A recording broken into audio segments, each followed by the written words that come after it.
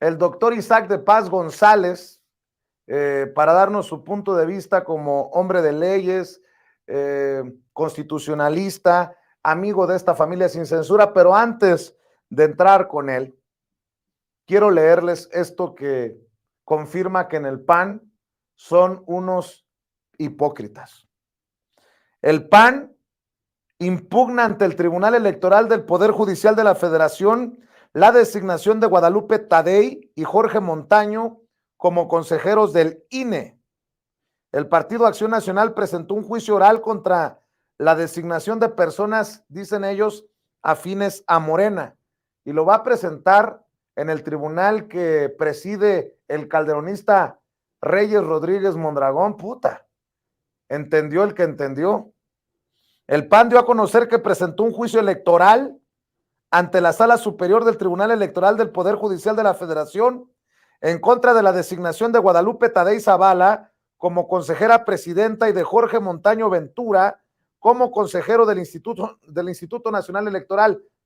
Bueno, en su juicio el PAN acusa que Tadei Zavala no cumple con la idoneidad para ser consejera debido a sus nexos políticos con Morena, los cuales suponen una condición permanente de impedimento de la imparcialidad que se amerita. Yo creo que en el PAN leyeron la de 8 columnas del periódico Reforma y vieron la fotografía supuestamente de la señora Guadalupe Tadei, que en realidad era la señora Irene, la esposa de Jorge Tadei. Por cierto, le mando toda mi solidaridad a Irene y a Jorge. Yo tengo la fortuna de conocer a Irene, la esposa de Jorge Tadei, allá en Sonora, y desde que vi la fotografía casi me vomito de la indignación, del coraje. Pero bueno, ya que está el doctor Isaac de Paz González, déjeme saludarlo, desearle que esté bien, que tenga una buena mañana y preguntarle, pues no, que el INE no se toca, doctor. ¿Cómo ves al PAN? Te mando un abrazo.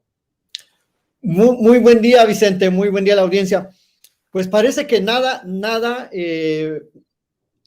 les embona a esta gente del PAN, a la gente de la oposición, la reforma constitucional planteada, que no procedió, que estaba impulsando el presidente, precisamente era para quitar esas reglas, para quitar esos enjuagues que hacían los partidos para nombrar a las consejerías vacantes en el INE.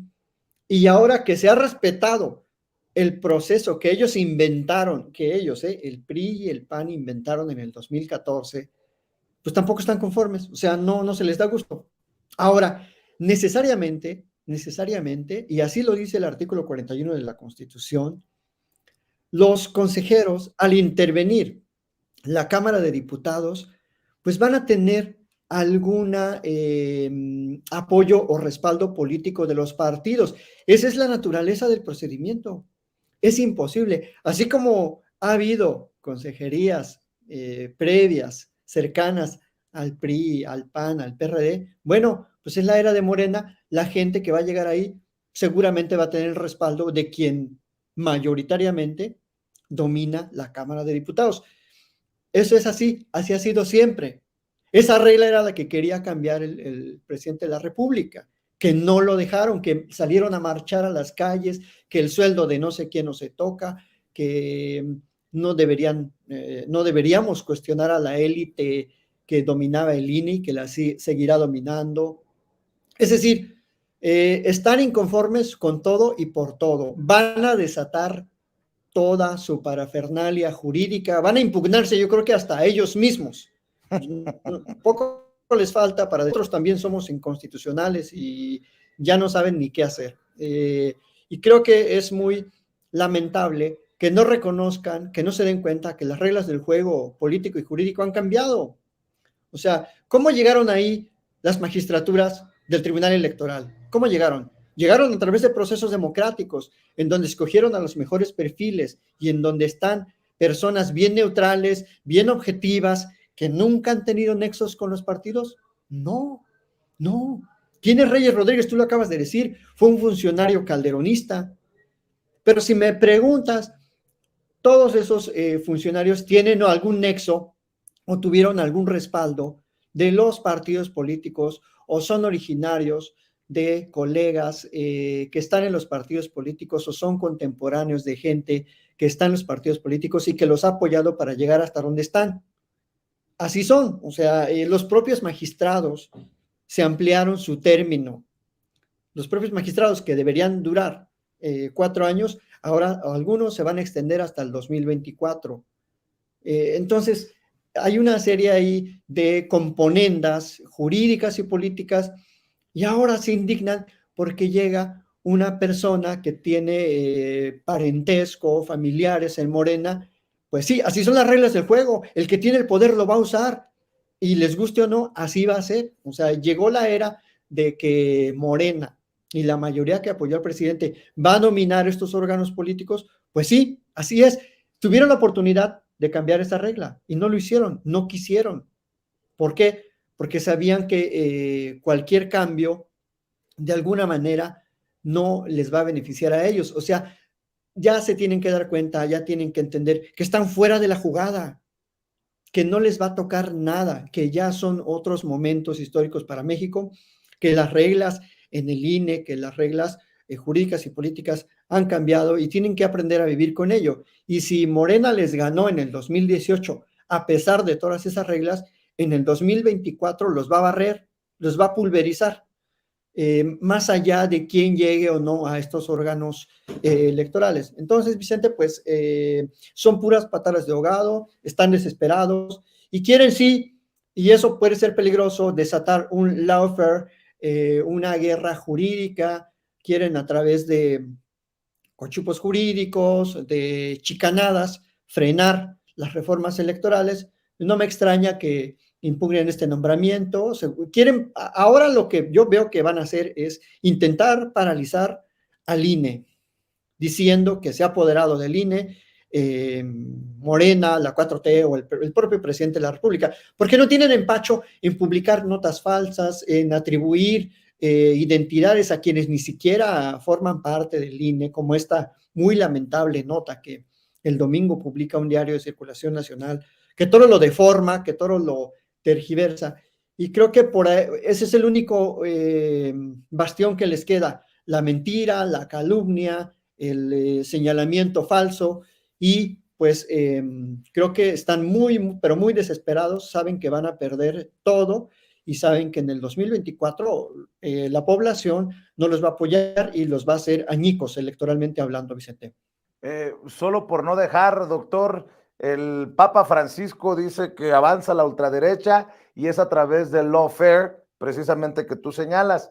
¿Tú ves peligros más allá de lo que ya hemos visto con este lawfare que ponen en práctica los conservadores con la ayuda de jueces, de magistrados, de ministros en este poder judicial en México, al que le urge una transformación, una limpieza?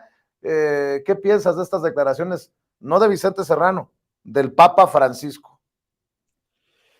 Definitivamente, Vicente, y toda la audiencia se ha dado cuenta de cómo en México, justamente en esta época de transformación, el Poder Judicial, en algunos casos, ha jugado a favor de las empresas, en contra de la soberanía estatal, en contra de los intereses del pueblo, y como la semana antepasada el ministro Lainez admitió más bien un procedimiento constitucional que no le toca admitir en esa vía a la Suprema Corte. Entonces, sí veo que la derecha se está aliando o más bien el Poder Judicial está respondiendo a ciertos intereses de la ultraderecha sin tener un contexto constitucional. Se está sustituyendo las decisiones técnicas, las decisiones jurídicas, normativas, muy puritanistas del derecho por los intereses del pueblo, es decir, no se están tomando en cuenta estos intereses del pueblo que están en la propia Constitución. La Constitución debe de leerse como un marco, como una gramática que favorezca al lenguaje social. Y se está perdiendo de vista que la Constitución tiene un sentido último, que es el interés colectivo. Entonces, sí veo cómo hay un sector en la Suprema Corte que va a responder a ciertos intereses político-electorales de un grupo opositor que precisamente les quiere llevar todas las disputas a la Corte para que sea la Corte como un árbitro, como un garante, quien al final decida. Pero la Corte no puede decidir todo. La Corte no puede estar por encima de la voluntad popular, de la voluntad democrática, y no puede estar tampoco por encima de la propia Constitución. Entonces, sí tenemos que hacer mucha reflexión sobre lo que dice el Papa Francisco Bergoglio, que el derecho tiene un sentido y tiene que tener un sentido social. O sea, el derecho es válido, es objetivo, siempre y cuando favorezca la continuidad de la vida en sociedad y no de la vida de ciertos grupos de poder corporativos, políticos, económicos o de los medios incluso, para favorecerse a sí mismos. Entonces, creo que sí es un momento muy crítico para la Corte, para los jueces en México. Yo haría un llamado a que quienes nos dedicamos al derecho tomemos conciencia de que nuestras decisiones individuales tienen una trascendencia social muy importante y que nos debemos a la sociedad. Ellos son servidores públicos, o sea, nuestros salarios de los servidores públicos nacen de la sociedad, de la gente que anda trabajando.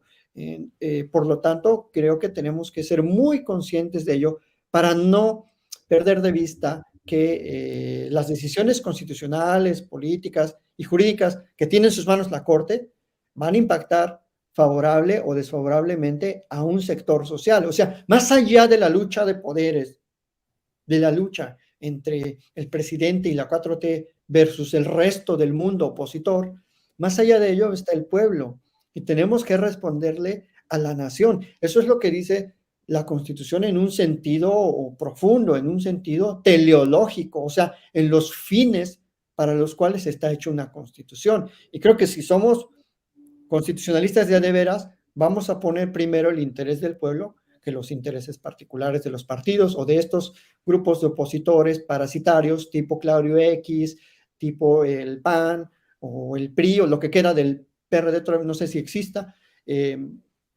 para que rescatemos ese valor de la sociedad, Vicente.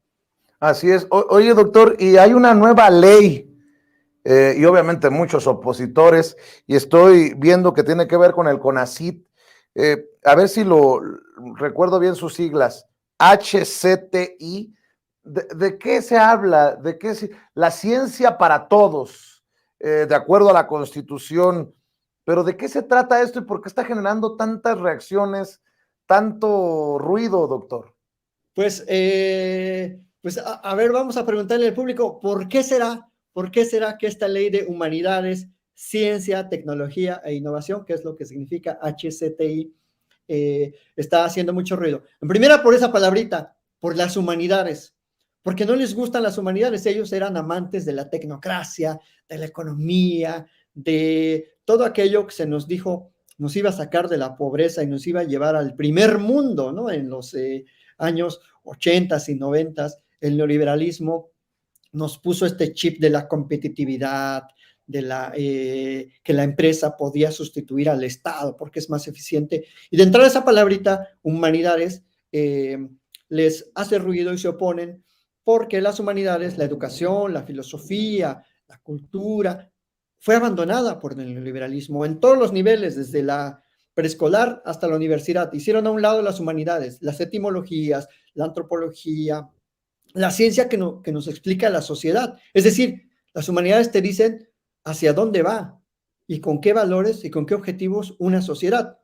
Y bueno, lo resumió el presidente en una frase: nos fuimos al despeñadero. El no hacer caso a las humanidades nos llevó por un camino de violencia estructural, de corrupción estructural, de nepotismo, etc. Entonces, le hace ruido esta ley a una élite académica que tenemos en México, que era la dueña de la gestión de la ciencia, que se apoderó de los procesos de adjudicación de proyectos, de comisiones para nombrar, integramos el Sistema Nacional de Investigadores, que tenía todo el setup, como dice el gringo, tenía todas las facultades para gestionar la ciencia en favor de sus intereses propios, de ciertos grupos, Prociencias, el Foro Científico y Consultivo, y para obtener dinero, recursos públicos, para favorecer sus propios proyectos personales, a sabiendas de que ellos, la mayoría de esas personas, trabajaban para centros públicos o para universidades públicas. Es decir, tenían como un doble juego, un doble trabajo, por así decirlo, laborando en sus centros públicos y obteniendo recursos, por otro lado, del CONACYT para sus proyectos personales. Mientras tanto, la mayoría de la gente que trabajamos en las autónomas, nunca hay dinero para proyectos. 2017, 2018, un solo peso para ningún tipo de proyecto. Y esta iniciativa precisamente pretende rescatar la transversalidad de que también colaboren municipios, también colaboren los estados, también colabore la federación y también el sector privado, que es otra de las mentiras que están manejando, que el sector privado no se le está dejando participar. Claro que se le está dejando participar y además se le está invitando a colaborar también para que invierta en ciencia, porque pues el mundo al revés en México, neoliberal, hacía que el CONACYT financiara al sector privado en vez de hacerle como en Estados Unidos, en Europa, en las grandes universidades del top 10 que generan recursos del ámbito privado para que sirvan al ámbito público. Entonces, toda esta élite pues está enojada, están publicando cada rato que la ciencia se vira al garete, que no va a haber dinero, y bueno, una serie de mentiras que yo invitaría a la gente que consulte la página de CONACYT. Está el Parlamento abierto ahorita en la Cámara, va a haber varios foros más, ha habido desde el 2020 además alrededor de unos 200 foros en universidades, en la Cámara de Diputados, en el propio CONACYT, en centros públicos, bueno, casi hasta en los mercados se ha hablado de esta ciencia, de esta iniciativa, y pues tenemos que apoyar una nueva visión de hacer ciencia en México, Vicente, y es una noticia muy importante porque está también en el choque de esas dos visiones de país. Claro que sí, doctor, como siempre agradecido por dedicarle tus opiniones, tu análisis a esta audiencia de Sin Censura que tanto te aprecia. ¿Por qué no cerramos invitando a las miles de personas conectadas a que te sigan en redes sociales, doctor?